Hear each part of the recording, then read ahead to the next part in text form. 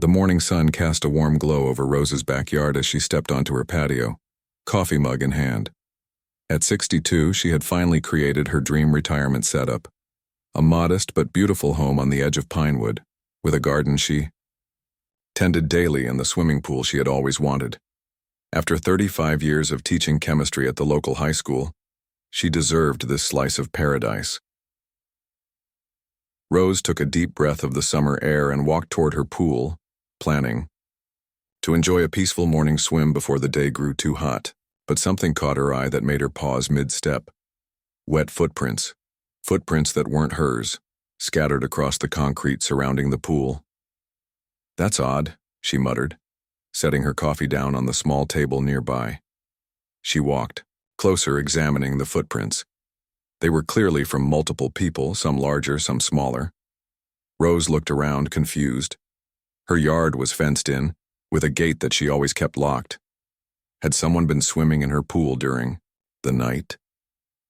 She noticed other things now that she was paying attention. The pool toys she always kept neatly arranged on the shelf of her pool house were slightly out of place. The water level seemed a bit lower than it should be. The pool chair that she always left at a specific angle was moved. At first, Rose tried to explain it away. Maybe it was the wind that moved things around. Perhaps neighborhood cats or raccoons had come through. But deep down, she knew better. Someone had been using her pool without permission. "I'm not going crazy," she said to herself, running her fingers through her silver-streaked hair. Someone was definitely here. Rose decided to skip her morning swim, suddenly feeling uncomfortable with the idea of getting into water that strangers had used. Instead, she began inspecting her yard more carefully, looking for clues about the intruders. Near the deep end of the pool, she found an unfamiliar hair tie. By the steps, there was an empty soda can of a brand she never bought, and wedged between the pool deck boards was something that made her heart skip. A waterproof phone case with a school logo on it. "So it's kids," she whispered, examining the case.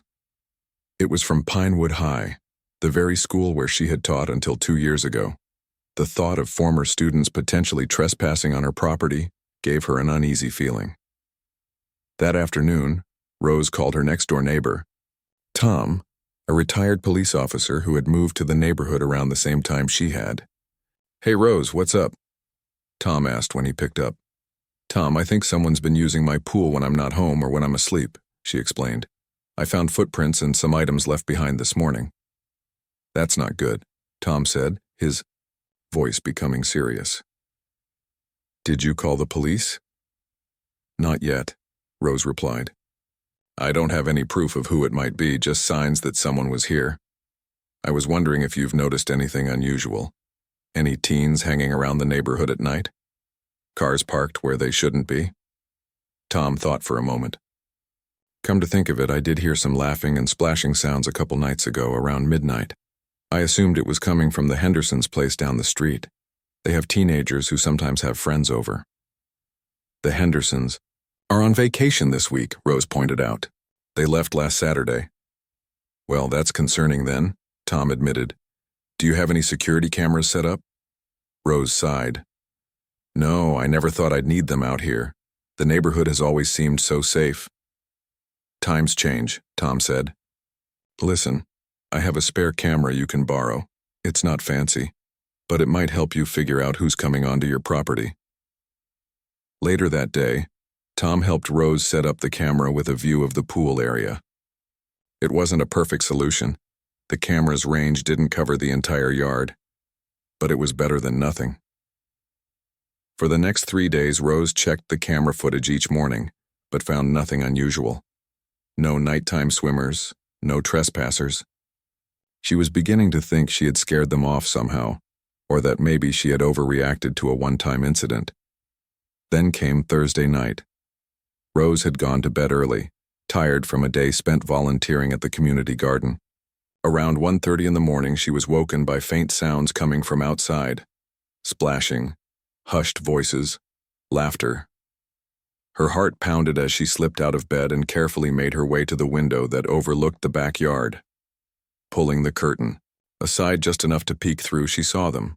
shadows moving in her pool illuminated only by the soft underwater lights she kept on at night. There were at least 4 people in her pool, maybe more. They were keeping their voices down but clearly having a good time, passing around what looked like cans of something to drink, splashing each other playfully. Rose's first instinct was to rush outside and confront them, but she stopped herself. She was an older woman alone in her home, facing a group of unknown trespassers. Instead, she grabbed her phone and quietly took a few pictures through the window, then called Tom. "I've got them in the act," she whispered when he answered, sounding groggy. "They're in my pool right now." "I'll be right over," Tom said, instantly alert. "Don't confront them. Let me handle this." Rose waited by her window, watching the trespassers enjoy themselves in her pool. There was something almost surreal about it, strangers making themselves at home in her private space while she watched from the shadows of her own house. 10 minutes later, Tom knocked softly at her front door. Rose let him in, and they both went to the window to observe the group. "I count 6 of them," Tom whispered. "All look like teenagers. What do you want to do? We could call the police, or I could go out there and scare them off." Rose thought for a moment. "Let's just watch, for now. I want to see if we can identify any of them." They didn't have to wait long. About 15 minutes later, one of the teens checked a phone and said something to the others. They quickly gathered their things and climbed out of the pool, doing a poor job of being quiet now as they hurried to leave. Rose and Tom moved to a different window, one that gave them a view of the side yard. The teens had a routine. They were slipping through a loose section of fencing where her property met the community green space. It explained why her gate remained locked. As they filed through the fence, the moonlight briefly illuminated their faces. Rose gasped softly. "I know that girl," she whispered to Tom. "The one with the long hair. That's Lily Chen. I had her in my chemistry class 2 years ago, right before I retired. She was one of my best students." Tom nodded. "I think I recognize a couple of the others too. The tall boy is Cal Jackson's son, I believe. Cal and I go fishing sometimes." The teens disappeared into the darkness of the community green space, leaving behind only wet footprints that would soon dry in the night air. "Well, now we know," Tom said, turning to Rose. "What do you want to do about it?" Rose sat down at her kitchen table, feeling strangely conflicted. On one hand, she was angry and violated. These kids had trespassed on her property, used her pool without permission, potentially put themselves in danger, and robbed her of her peace of mind. On the other hand, she had spent her entire career working with teenagers. She knew them, understood them in a way many adults didn't. "I need to sleep on it," she finally said, "but I don't think I want to get the police involved just yet." The next morning, Rose woke up early and went out to inspect her pool area in the daylight. She found more evidence of the previous night's gathering: a forgotten towel, another empty soda can, and a waterproof Bluetooth speaker tucked behind one of the pool chairs. She picked up the speaker, turning it over in her hands. It had a name written on the bottom in permanent marker: "Property of Lily C." So it was definitely Lily Chen, one of the brightest students Rose had ever taught. What was she doing breaking into an old teacher's yard for midnight swims? That afternoon, Rose drove to the local coffee shop where many of the high school students hung out during summer break. She ordered a tea and took a seat near the window, observing the teenagers who came and went. After about an hour, she spotted Lily entering with 2 friends, both of whom Rose recognized from the pool the night before. Rose watched them for a while, noting how they kept checking their phones, laughing at something they were seeing. Curiosity got the better of her, and she pulled out her own phone, opening the social media app her niece had convinced her to join, to keep up with family photos. It didn't take long to find what she was looking for. Through a quick search of local hashtags, Rose discovered a private group called Midnight Dips. She couldn't see most of the content, but the public description made her blood boil. Finding the best private pools in Pinewood, one midnight swim at a time. These kids weren't just using her pool. They were part of some organized group that was trespassing in pools all over the neighborhood. Rose put her phone down and looked over, at Lily and her friends who were still laughing and enjoying their afternoon as if they'd done nothing wrong. For a moment, Rose considered walking over and confronting them right there in the coffee shop. Instead, she sipped her tea and began to form a different kind of plan. If these kids wanted to swim in her pool so badly, maybe she should teach them a lesson they'd never forget. A lesson that would put an end to their trespassing ways for good. After all, she hadn't been a chemistry teacher for nothing.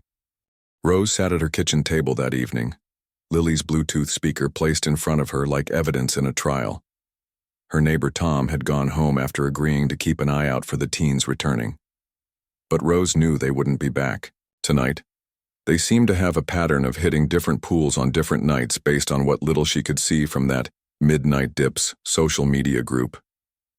She picked up her phone and scrolled through her contacts until she found Bev Wilson, the current principal at Pinewood High and a longtime colleague before Rose had retired. After a moment of hesitation, she put the phone down without calling. Going to the school administration or the police would certainly put an end to the pool hopping, but something held her back.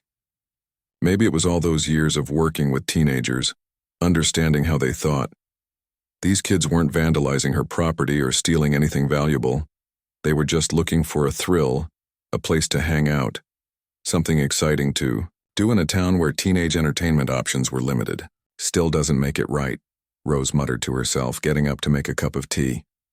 As the kettle heated, she gazed out her kitchen window at the pool, now peaceful in the evening light. The whole situation brought back memories of her own teenage years, when she and her friends had snuck into the local community pool after hours a few times. Back then, when they'd eventually been caught, the groundskeeper had made them spend 2 Saturdays cleaning the pool area and repainting benches instead of reporting them. That experience had taught her more than any punishment could have. Maybe there's a better way to handle this, she said to herself as the kettle whistled. The next morning, Rose drove to the local hardware store with a list she had carefully prepared. The young clerk at the counter, Dustin, had been one of her students several years ago. "Ms. Weber, good to see you," he greeted her with a smile. "What can I help you with today?" "Hello, Dustin. I need a few things for a special project," Rose replied, handing him her list. Dustin looked it over, his eyebrows rising slightly. "Motion-activated lights, 2 small weatherproof cameras, and some chemical supplies? Sounds interesting." "Just some home security upgrades," Rose said casually. "And the chemicals are for a pool experiment. Well, we've got everything except the sodium tetraborate.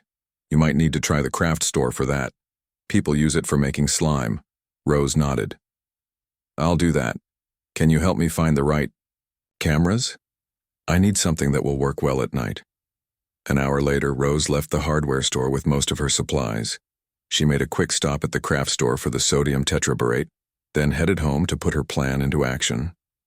First, she installed the motion-activated lights at strategic points around her pool area. Unlike harsh security floodlights, these were soft blue underwater lights that would switch on when movement was detected near the pool. They would illuminate the pool beautifully but wouldn't be bright enough to alert neighbors or seem out of place. Next came the cameras. Tom came over to help her position them where they would capture the entire pool area while remaining hidden from casual observation, one disguised within a bird feeder, the other incorporated into her garden gnome collection. "These are much better than that old camera I loaned you," Tom commented as they tested the system. "Crystal clear night vision, and they'll send alerts right to your phone." "Perfect," Rose said, satisfied with their work. Now for the next phase. After Tom left, Rose went to her garage, which she had converted into a small workshop after retiring. During her teaching years, she had accumulated quite a collection of chemistry equipment, much of which now sat on shelves along the walls. She laid out her newly purchased chemicals on her workbench and pulled out a notebook where she'd been sketching ideas. "This has to be completely harmless," she reminded herself as she began measuring and mixing. "Effective, but harmless." Rose worked through the afternoon, drawing on her decades of chemistry knowledge. By evening, she had created what she needed, a special water-soluble compound that would remain invisible and dormant in pool water. The compound would only activate when it came in contact with soap or shampoo, at which point it would create a temporary but vivid blue stain on skin. It would be completely non-toxic, non-irritating, and would gradually fade over several days. The perfect deterrent, she said with satisfaction, holding up a jar of the clear liquid. That night, Rose carefully added her creation to the pool water, stirring it thoroughly with a pool net to ensure even distribution. She tested the water. Afterward, there was no visible change, no odor, nothing that would tip off the unsuspecting swimmers. The chemical would remain stable in the chlorinated water for at least a week. With her trap set, Rose waited. For 2 nights, nothing happened. On the 3rd night, she was awoken at just past midnight by an alert on her phone. Motion detected at the pool. Rose grabbed her phone and opened the camera app, watching with a mixture of anticipation and satisfaction as 6 teenagers slipped through the loose section of fence and approached her pool. They were being more cautious than before, whispering and looking around nervously. Rose recognized Lily Chen and a few of the others from the previous time. One of the boys pointed at the soft blue lights that had activated when they approached, but rather than being alarmed, they seemed delighted by the attractive glow. A girl, Lily, said something that made the others laugh, and soon they were kicking off their shoes and slipping into the water. Rose watched the whole scene unfold through her phone, the night vision cameras capturing everything clearly. The teens swam and splashed for about 40 minutes, clearly enjoying themselves in her pool. At one point, a tall boy raised his phone to take pictures of the group, likely for their Midnight Dip social media page. Around 1 a.m., they gathered their things and left as quietly as they had come, disappearing back through the fence gap and into the community green space beyond. And now we wait, Rose whispered to herself, setting her phone down with a satisfied smile. The next morning, Rose was up early, eager to see if her plan had worked. She called Tom around 9 a.m. "Morning, Rose. Any visitors last night?" Tom asked. "Yes, indeed," Rose replied.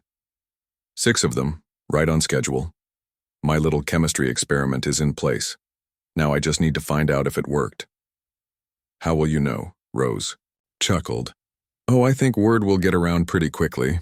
She didn't have to wait long. Around noon, Rose was working in her front garden when she overheard 2 women walking by, deep in conversation.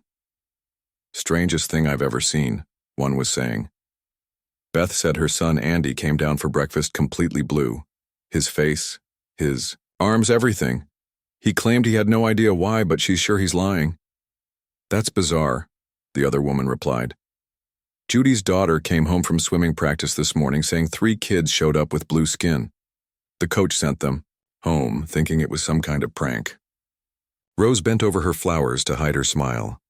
By mid-afternoon, her phone rang. It was Bev Wilson, the high school principal. "Rose? It's Bev. I'm calling because we've had the strangest situation today. 6 students showed up at school with bright blue skin. They're claiming they have no idea how it happened, but one of them was wearing a shirt with your old classroom logo on it. And I know you live nearby. I just wondered if you might know anything about this." Rose kept her voice casual. "Blue skin? How unusual." "No, I don't know anything about it, but it sounds like some kind of chemistry prank. You know how teens are with their social media challenges these days." After hanging up, Rose sat in her kitchen, feeling a mixture of satisfaction and slight guilt. The plan had worked perfectly. The teens had gone home, showered, and the chemical had activated exactly as designed. But now she wondered if she had gone too far. Her doorbell rang at 4:30 that afternoon. Rose opened her front door to find Lily Chen standing there, hoodie pulled up despite the warm weather, hands stuffed in her pockets. When she lowered her hood, her face was a distinct shade of blue, as were her hands when she pulled them from her pockets. "Ms. Weber," Lily said, her voice a mix of embarrassment and resignation. "I think we need to talk." Rose kept her face neutral, though inside she was both amused and curious about how Lily had figured out her involvement. "Lily Chen," she said calmly. "What an unexpected visit, and what an interesting skin condition you seem to have developed." Lily looked down at her blue hands. "It's not just me. It's all of us who were swimming last night." "Swimming?" Rose raised an eyebrow. "Where were you swimming?" The girl shifted uncomfortably. I think you know, Ms. Weber. Your pool. We've been sneaking in at night. That's why we all turned blue after our showers this morning. You did this, didn't you? Some kind of chemical in the water? Rose studied the girl for a moment, then stepped aside. Why don't you come in, Lily? I think we have quite a bit to discuss. As Lily stepped inside, Rose noticed a car slowing down. Across the street, inside were 4 more blue-faced teenagers watching anxiously to see what would happen to their friend. Rose smiled to herself. Phase 2 of her plan was about to begin. Rose led Lily into her kitchen and gestured for her to take a seat at the table. Through the window, Rose could see the car full of blue-faced teenagers still parked across the street, watching the house anxiously. Would you like some lemonade? Rose asked, her voice calm and measured. I made it fresh this morning. Lily looked surprised by the casual offer, but nodded. Yes, please. Rose poured 2 glasses of lemonade and set one in front of Lily before taking the seat across from her. For a moment they sat in silence, Lily staring down at her blue hands wrapped around the glass. How did you know it was me? Rose finally asked. That I was responsible for your colorful situation. Lily looked up, her blue face making her expressions even more dramatic. The blue lights. They weren't there before, but they were there last night. And then this morning we all turned blue. She paused. Plus, you were my chemistry teacher for 2 years. I remember all those stories you used to tell about harmless pranks you pulled in college using chemistry. Rose couldn't help but smile. Lily had always been one of her brightest students. Very observant. I'm impressed. So it was you, Lily confirmed. You knew we were using your pool, and you set a trap for us. I did, Rose acknowledged without apology. What did you expect would happen when you trespassed on private property repeatedly? When you created a social media group dedicated to breaking into people's yards and using their pools without permission? Lily had the decency to look ashamed. How did you know about midnight dips? I may be retired, but I'm not completely out of touch, Rose replied, taking a sip of her lemonade. After I caught you all swimming that night, I did some investigating. It wasn't hard to find. Lily fidgeted with her glass. Are you going to report us to the police? Or the school? Rose studied the girl thoughtfully. That depends. I'd like to understand something first. Why my pool? There are plenty of houses in Pinewood with pools. Why did you choose to break into your former teacher's yard? Lily's blue cheeks darkened slightly, which Rose realized must be her blushing. We didn't know it was your house at first, she admitted. We just knew there was a nice pool that wasn't being used much at night. But after the second time, I recognized some pictures on your patio table. By then, everyone loved your pool because it's so peaceful. The way you've set up the garden around it, the lights, the comfortable temperature. She paused. And I guess once I knew it was yours, it felt kind of safer, somehow. Like, I remembered how you were always fair with students even when they messed up. Rose raised an eyebrow. So you thought I'd be understanding about you breaking into my property? No, Lily said quickly. I mean, I don't know what I thought. It was stupid. We were stupid. And now we're all blue. She looked down at her hands again. How long will this last? About a week, Rose answered. Maybe a bit less. It's completely harmless, by the way. Just embarrassing. Lily groaned. A week? My mom is freaking out. Andy's parents grounded him for a month because they think he did this on purpose somehow. Josh has a college interview on Monday, and Zoe's supposed to be in her cousin's wedding this weekend. Actions have consequences, Lily, Rose said simply. Even when those consequences are unexpected. Lily took a deep breath. I know. You're right. We deserved this. She looked up, meeting Rose's eyes directly. What happens now? Before Rose could answer, her doorbell rang again. When she opened the door, she found the 4 blue-faced teenagers from the car standing on her porch, looking nervous but determined. We saw Lily come in, said a tall boy who Rose recognized as Josh Thompson. We wanted to make sure she's okay. And to talk to you too, added a girl with curly hair that now had a bluish tint. This was Zoe, Rose recalled. Rose looked at the group, 5 blue-faced teenagers on her doorstep, all looking miserable and afraid. She sighed and opened the door wider. "You might as well all come in," she said. "Lily and I were just discussing consequences." The teens filed into her living room, sitting awkwardly on her couch and chairs.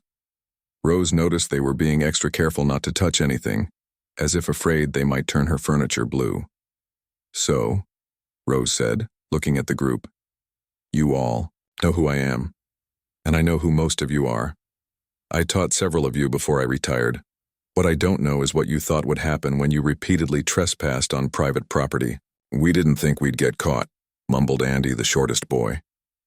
"That's obvious," Rose replied dryly. "But getting caught was inevitable.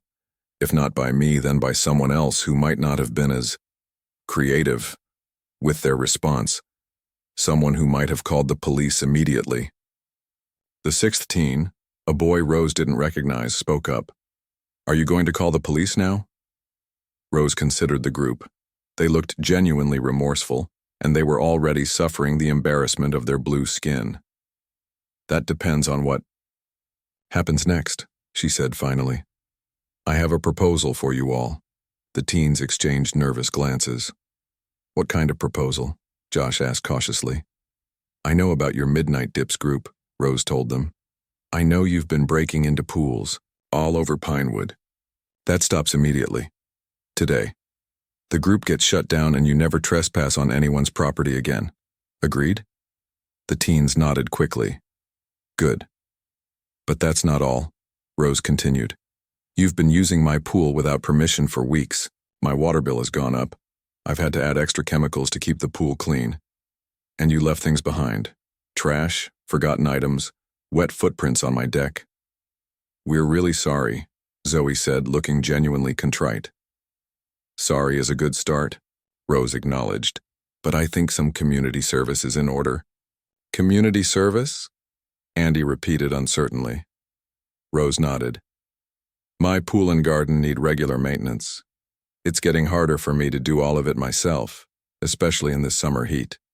For the next month, the 6 of you will take turns coming here in pairs during daylight hours with my permission to help me with the yard work, pool cleaning, and other chores I need done." The teens looked at each other, clearly relieved that the punishment wasn't worse.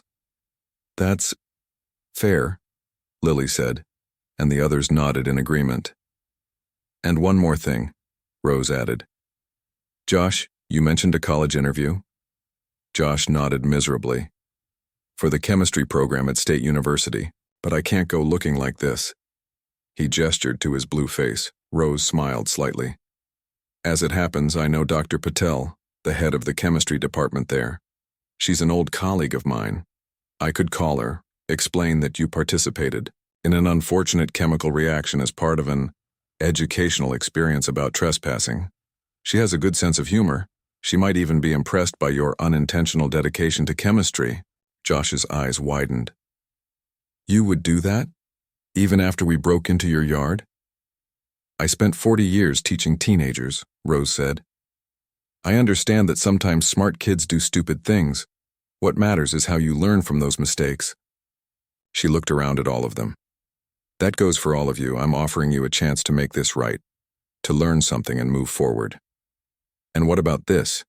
Lily asked, pointing to her blue face. "That you'll have to live with for the next week," Rose said firmly. "Consider it a reminder of the choices you made, and a deterrent against making similar choices in the future." The teens looked solemn, but they all nodded in understanding.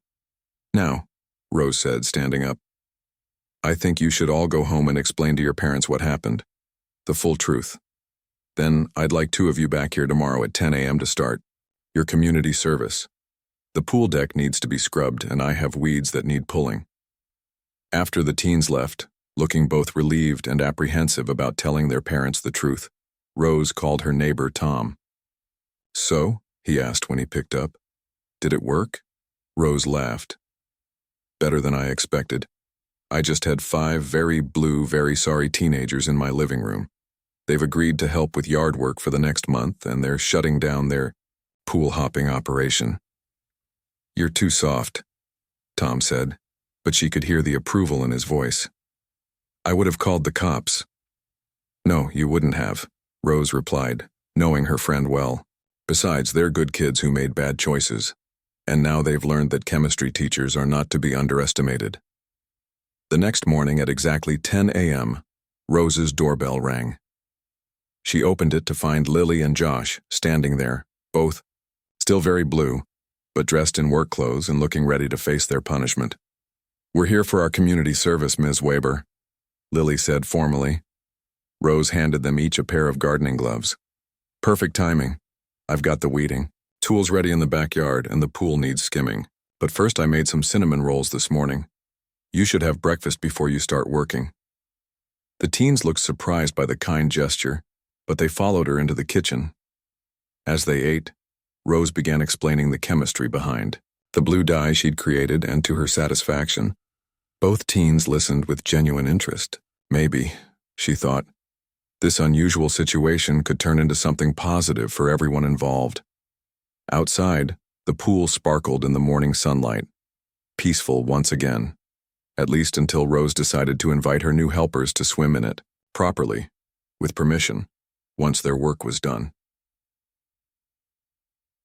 A week had passed since Rose's kitchen had been filled with blue-faced teenagers. True to her word, the young trespassers had been showing up in pairs every day to help with yard work and pool maintenance. Today was Saturday, and Rose sat on her patio with a cup of tea, watching Zoe and Andy working in her garden. The blue dye had faded considerably over the week.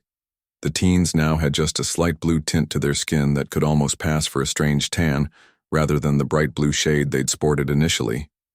Ms. Weber, Zoe called from the flower bed she was weeding. I think something's eating your hydrangeas. There are little holes in all the leaves. Rose got up and walked over to inspect the plants. You're right, probably Japanese beetles. They love hydrangeas. Is there something we can spray on them? Andy asked, looking up from where he was trimming the edge of the lawn. I prefer not to use chemical pesticides, Rose replied.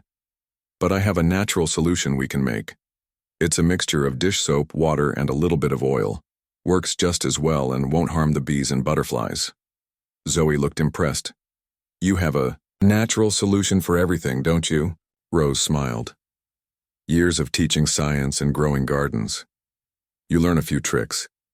She noticed how different these teens were from the trespassers who had snuck into her yard at night. They were respectful, asked questions, and seemed genuinely interested in learning from her. The community service punishment was working better than she had expected. When you finish with that section, come inside for lemonade, Rose told them. It's getting too hot to work much longer. Back in her kitchen as she prepared the lemonade, Rose's phone rang. It was Lily's mother, Catherine Chen. Mrs. Chen, Rose answered. How are you? Ms. Weber, I wanted to thank you again. Catherine said. I know what the kids did was wrong and your solution was unconventional, but it's made such a difference for Lily. Rose smiled to herself. After the initial shock and anger, most of the parents had come around to appreciating her approach once the full story came out. I'm glad to hear that. Lily's been working hard here. She has a good head on her shoulders. That's actually why I'm calling, Catherine continued. Lily mentioned that you helped Josh prepare for his college interview despite everything. She was wondering if you might be willing to write her a recommendation letter for her science camp application. She's applying for the advanced chemistry summer program at the university, and a letter from you would mean a lot. Rose was surprised, but pleased. I'd be happy to. Lily was one of my best students, and she's showing real character by how she's handled this situation. After hanging up, Rose brought the lemonade outside to Zoe and Andy, who gratefully accepted the cold drinks and sat with her on the patio chairs.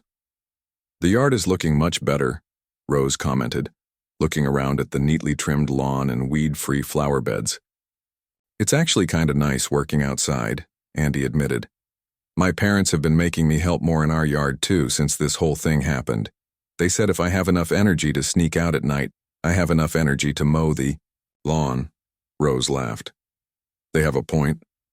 Ms. Weber, Zoe said hesitantly, can I ask you something? Of course. Why didn't you just call the police on us? Most people would have. Rose considered the question.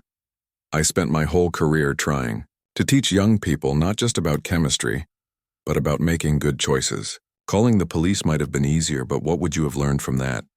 That actions have consequences, yes, but not why those actions were wrong in the first place. We know it was wrong, Andy said quickly. Breaking into your yard using your pool without permission. Do you know why it was wrong? Rose asked. The teens looked at each other, then back at Rose. Because it's against the law? Zoe suggested. Because it's not our property? Andy added. Those are good reasons, Rose nodded. But I'm thinking about something more basic. Respect. Respect for other people and their belongings. Respect for boundaries. That's the foundation of how we live together in a community. She paused. When you used my pool without permission, you weren't just breaking a law. You were breaking trust. Even though you didn't know me personally at the time, you were making choices that affected me, my property, my sense of security in my own home. The teens nodded thoughtfully. I think I get it, Zoe said. It's like, if everyone just did whatever they wanted without caring how it affected others, nothing would work right. Exactly, Rose smiled. And I believe you're both smart enough to understand that. That's why I gave you a chance to make it right, instead of just getting you in trouble. The conversation was interrupted by the arrival of Josh and Lily, who weren't scheduled to work that day but had shown up anyway. We brought pizza, Josh announced, holding up 2 large boxes.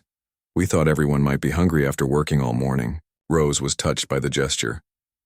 That's very thoughtful. Come on in, all of you. As the teens set up the pizza on Rose's patio table, her neighbor Tom walked over from his yard.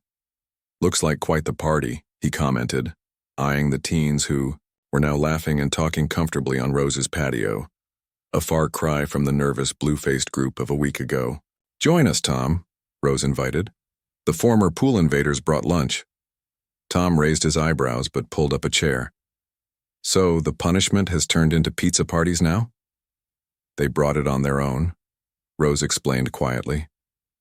They didn't have to work today, but they came anyway. Tom nodded approvingly. Your unconventional approach seems to be working. As they ate, the conversation flowed easily. The teens asked Rose questions about her teaching days, and she shared stories that had them all laughing. She learned more about them too. About Josh's passion for chemistry that rivaled her own, Zoe's dream of becoming a botanist, Lily's talent for art, Andy's struggles with school but gift for fixing things, and the other 2 teens' interests and challenges. You know, Josh said as they were finishing the pizza, we've been talking and we have an idea, if it's okay with you, Ms. Weber. What kind of idea?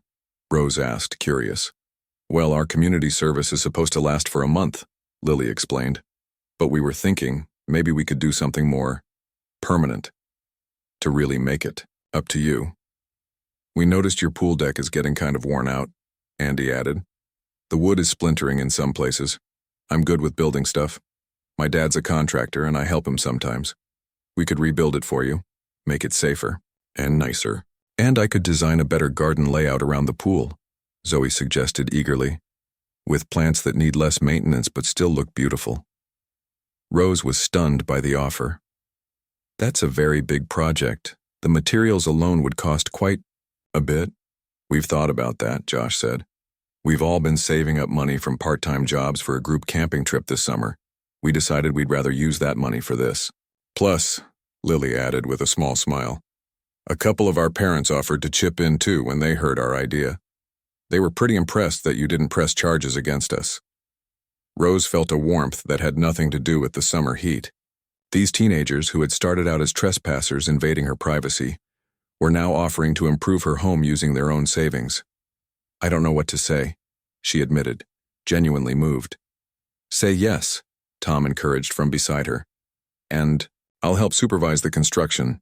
Make sure they don't build you a deck that collapses into the pool. The teens laughed, and Rose found herself nodding.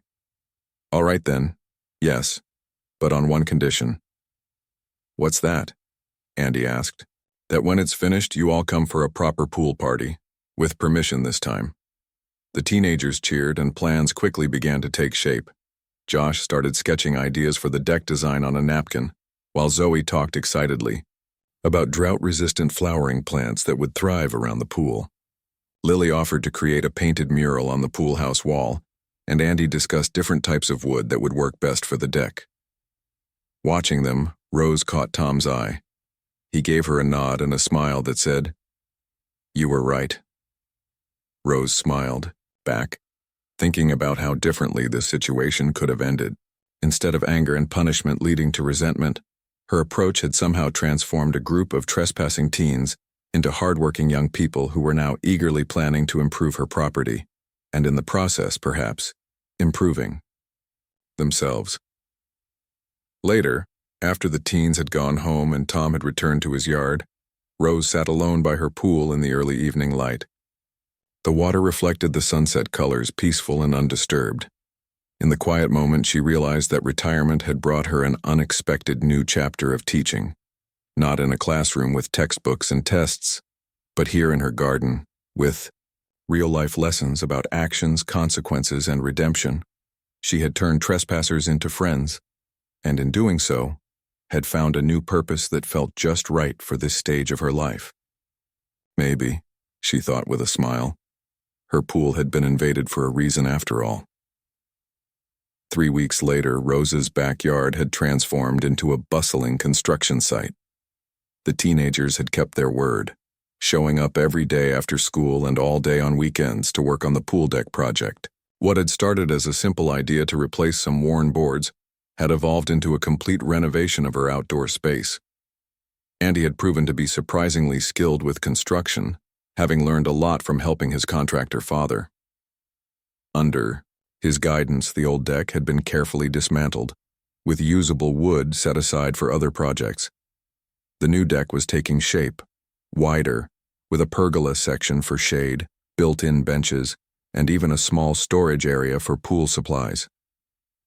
Zoe had completely redesigned the garden areas, creating zones of drought-resistant flowering plants that would bloom in different seasons, ensuring the pool area would have color year-round while requiring less water and maintenance.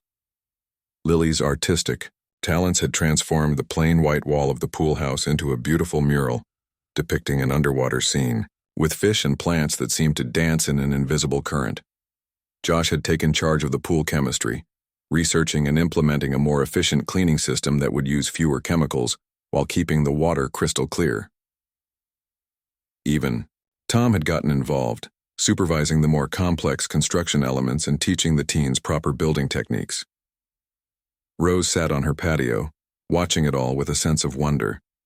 The last traces of blue had finally faded from the teenager's skin, but instead of disappearing from her life as she had expected, they had become a regular part of it. "Miss Weber, what do you think of these solar-powered lights for the steps?" Josh asked, showing her some options on his phone. "They're waterproof and would make the deck safer at night." "Those look perfect," Rose replied. "But are you sure you have enough in your budget for all these extras? This project has grown much bigger than what we originally discussed." Josh grinned. "Actually, we've had some help. After Lily's mom told some parents what we were doing, a few more families contributed. Mr. Patterson at the hardware store even gave us a discount on materials when Andy explained the project." Rose shook her head in amazement.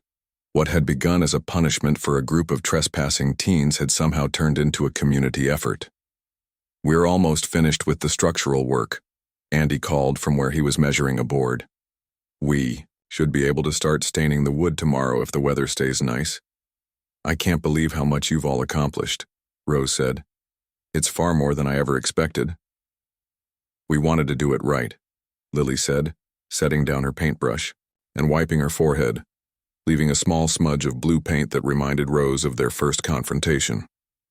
"After what we did and how you handled it, it just felt important to make something really special." Later that afternoon, as the teens were packing up their tools, Rose invited them all to stay for dinner. She had gotten into the habit of cooking for them, enjoying the company and the lively conversation around her table.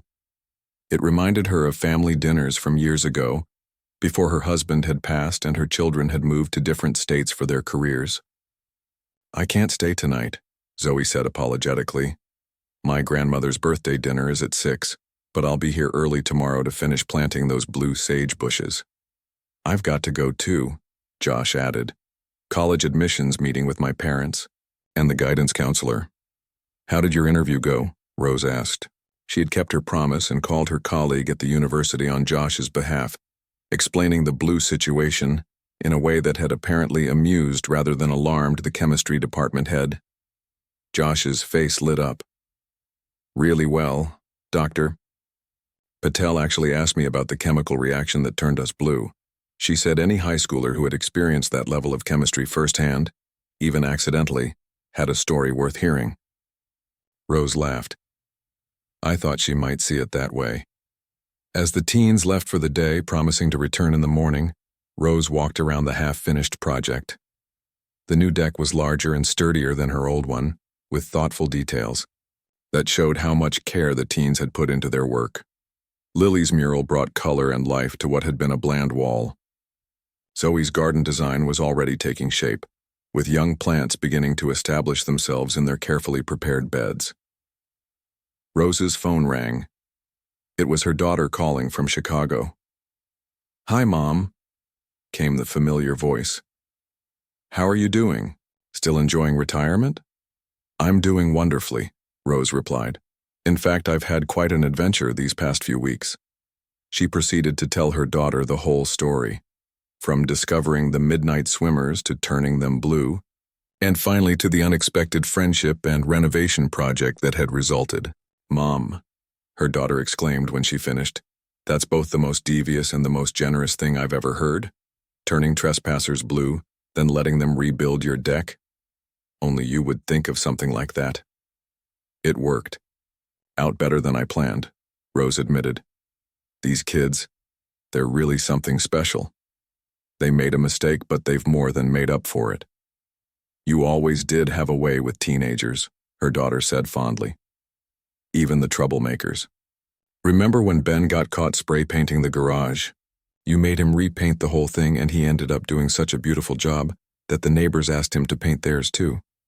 His first business venture, all because you saw potential where others just saw a problem." "These kids remind me a bit of him," Rose said, thinking of her son who now ran a successful construction company in Florida, especially Andy. He has a real talent for building things. After talking with her daughter a while longer, Rose went inside to prepare a simple dinner for herself. As she chopped vegetables, she found herself looking forward to the next day, eager to see the progress on the deck and to spend more time with her unexpected young friends. The following Saturday, exactly 1 month after the blue-faced teenagers had first appeared on her doorstep, the project was complete.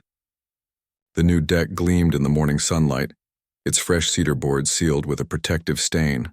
Solar lights were installed along the steps and railings. The rebuilt benches featured waterproof cushions in shades of blue and green that complemented Lily's mural. Zoe's garden design was fully planted with stone pathways winding between the beds. "It's time for the grand opening," Andy announced, standing proudly beside the entrance to the deck where they had installed a small archway. "Ms. Weber, would you do the honors?" Rose, feeling surprisingly emotional, cut the blue ribbon they had stretched across the archway. The teens cheered, and Tom, who had come over for the occasion, took pictures with his phone. "I don't know how to thank you all," Rose said, looking around at what they had created. "This is far beyond anything I could have imagined when we made our agreement." "We've been talking," Lily said, glancing at her friends who nodded encouragingly. "We'd like to keep coming over if that's okay with you. Not for community service anymore, but just to hang out. Maybe swim sometimes, with permission this time. Josh and I were hoping you might teach us more about chemistry," Zoe added. "The stuff you showed us about natural gardening solutions was so interesting, and I've been thinking about studying architecture," Andy said. "I could use some advice about college applications and things like that." Rose felt a warmth spread through her chest. "I would love that," she said simply. "My door is always open to all of you." Later that afternoon, they held the promised pool party. Parents were invited, and Rose's backyard was filled with conversation and laughter.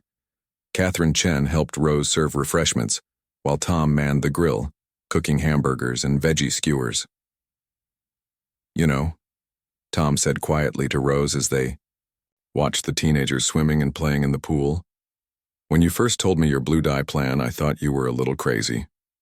But this, he gestured at the transformed backyard and the happy gathering. This is something special.